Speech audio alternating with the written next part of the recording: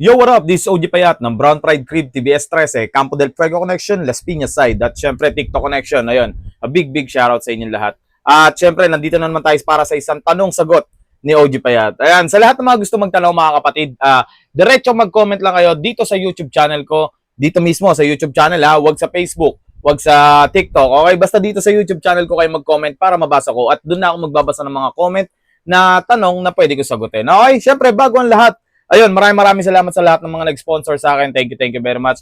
I-shoutout ko kayo. Ayusin ko itong video na to. Maraming salamat. At sa mga gusto pa, like PM lang kayo para sa akin. At syempre, ayun, pasok na tayo ngayon dito. Dito sa YouTube channel ko, nag-comment si Kenneth the Great. Ayan, ito yung tanong niya mga kapatid OG Paya, tanong lang, kung patay na yung hood, tas gusto ulit buhayin, tas ang problema, ang dating OG inactive na, pero yung homie gusto buhayin yung hood, paano process nun? So, ganito. Bago ang lahat disclaimer lang. Ang mga sinasabi ko dito ay pawang sariling opinion ko lang at wala nang ibang base lang to sa experience ko at sa mga magagalit sa akin bala na rin kayo. Pero ayun nga, payo lang naman yung magagawa ko para sa inyo. Hindi pa rin to yung magiging basihan ng mga gagawin nyo. Okay? So ayun, so ang tanong mo ganon, kung gusto mong buhayin, tapos yung OG mo is inactive na. Ang pinakamaganda kasing gawin diyan, kapatid, baka pwede pang makausap or nakakausap mo pa yung OG mo kahit na inactive na siya. So, kung inactive na siya, at least kahit papaano may basbas ka pa rin sa kanya kung nagusto nyo buhayin yung hood nyo. So, magkakaproblema lang tayo kung sa edad nyo. Siyempre, kung bata pa kayo, 17, 18, 19, 20, 21, 25 pababa, pagpalagay na 26, siguro negative pa rin. Siguro mga 30 or 29, siguro palag na palag na pumosisyon Kaya lang, kung bata pa nga kayo at kung bata pa kayo tapos magpapaalam kayo para gabayan yung hood nyo, para buhayin ulit yung hood nyo, baka questionin kayo. So maganda niyan is kausapin nyo yung OG nyo, humingi kayo ng basbas na kung paano ang proseso na pwede nyong gawin. Para at least kahit papaano may consent pa rin kayo ng OG nyo.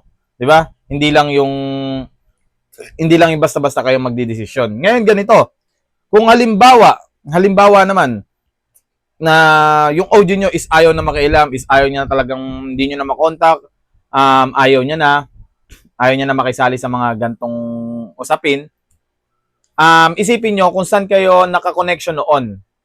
Kung saan kayo naka-connection, kung saan bilog na papabilang ang hood nyo. Ngayon, halimbawa, kagaya sa amin, Campo del Fuego Connection, dito sa Las Piñas.